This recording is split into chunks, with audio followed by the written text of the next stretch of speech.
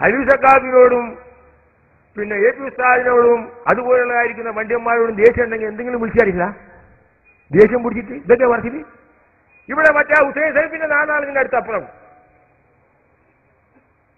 അയാളൊക്കെ പറയുന്ന അയാള് അവിടെ ചെന്ന വലിയ തലയെക്കെട്ടും വലിയ തൊപ്പും വലിയ താടിയും.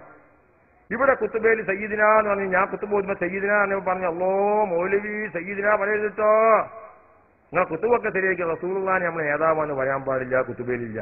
അപ്പൊ ഞാൻ ചോദിച്ചു, അബ്ദുറഹ്മാൻ സാരിയല്ലേ ഗൾഫിൽ ഇങ്ങനെ കുത്തുബ് പോകുന്ന അഹമ്മദ് സെന്ററിന്റെ അടുത്തുള്ള പള്ളിക്കൽ റഹ്മാനായ തമ്പുരാനെ ഞാൻ മൂപ്പരെ കണ്ട പറഞ്ഞില്ല. കാരണം വലിയ പാൻറ്റും വരാത്ത ആര്യമൊക്കെ പിടിച്ചു പാൻറ്റും ഷർട്ടൊക്കെ ഇട്ട് അണ്ടർ കമ്മീസാക്കി വരുന്ന ആളുണ്ട്. വലിയ ജുബ്ബ, വലിയ മറ്റേ പന്തൂറ, അതിന്റെ മുകളിൽ പിന്നെ ഒന്ന് കറുത്ത പുതപ്പ്, പിന്നെ വേറെ ഒന്ന് കൂടെ ആണത്തിന്റെ പണ്ടടു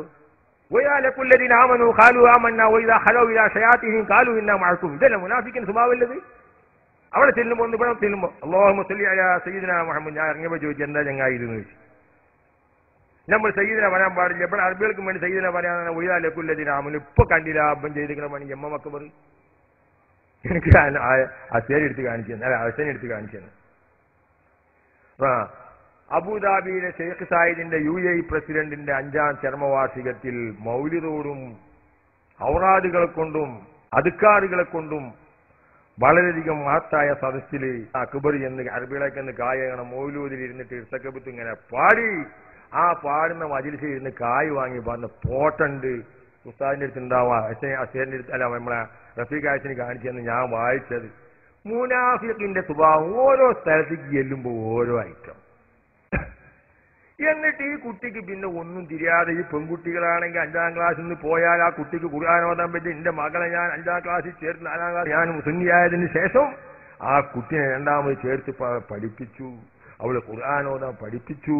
പിന്നെ കുറച്ച് എന്റെ പാപ്പ എന്നെ പഴയ കാലത്ത് ഖുർആന്റെ കായിക പ്രകാരം ഓതാൻ പഠിക്കും. ഞാനും കൂടി പഠിപ്പിച്ചിട്ട് ആ കുട്ടിനെ തേടി അയച്ചെങ്കിൽ പെൺകുട്ടികൾക്ക് അവർ ശുദ്ധീകരിക്കേണ്ട ഹൈറുണ്ടായാൽ എങ്ങനെ ശുദ്ധിയാക്കണം, നിഫാസ് ഉണ്ടായാൽ എങ്ങനെ ശുദ്ധിയാക്കണം, നിശ്ചയാത്ത് ഉണ്ടായാൽ എങ്ങനെ ശുദ്ധിയാക്കണം പഠിപ്പിക്കുന്നുണ്ടോ നിങ്ങൾ?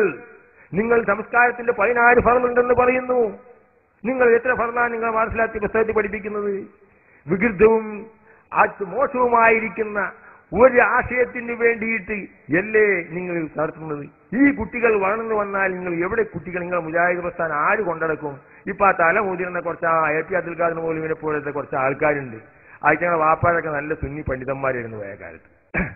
ആഴ്ചകൾ വേണ്ടി തെരിച്ചാൽ പിന്നെ ഒരു അക്ഷരം പറയാൻ പറ്റുക, ഒരക്ഷരം ഖുർആന്റെ ഹദീസിന്റെയോ അടിസ്ഥാനത്തിൽ ഒരക്ഷരം പറയാൻ പറ്റിയ ഒരു മനുഷ്യൻ ഇല്ല. അപ്പൊ എന്ത് മനസ്സിലാക്കണം? നമ്മൾ നോക്കി ഓരോ മർക്കസിലേക്കും നിങ്ങൾ പോയി നോക്കൂ. 1000കണക്കിൽ കുട്ടികൾ, 10000കണക്കിൽ കുട്ടികൾ ഇസ്ലാമിനെ പറ്റി പഠിച്ചു വളരുക. നിങ്ങൾ ഏത് കോളേജിലാ പഠിപ്പിക്കുന്നത്?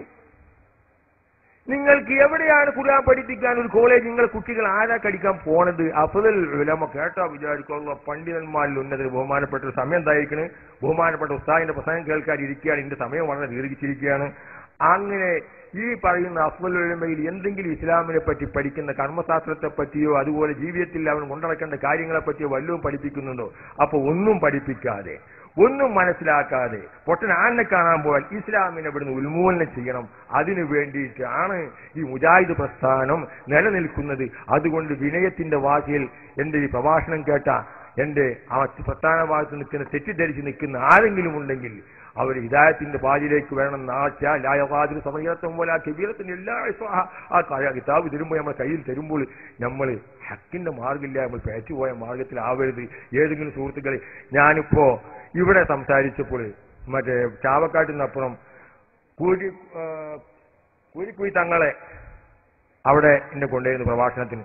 അപ്പൊ അവിടുന്ന് ഞാനും മമ്പീരി അഴച്ചനും കൂടിയും കാറിൽ ചേരുമ്പോ ഒരു കുട്ടി വന്ന് എന്റെ കൈ പിടിച്ച് പറഞ്ഞു, ഉസ്താദേ ഞാൻ ഇതുവരെ മുജാഹിദ് തന്നെയാണ്, നിങ്ങളെ പ്രസംഗം കേട്ട് ഇനി മുതൽ ഞാൻ നിൽക്കൂല കിട്ടാ.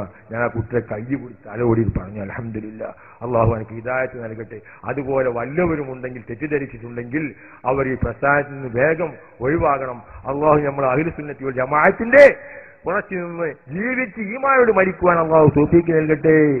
വാഖിറു ദഅ്വാനാ അൽഹംദുലില്ലാഹി റബ്ബിൽ ആലമീൻ. അസ്സലാമു അലൈക്കും വറഹ്മത്തുള്ളാഹി.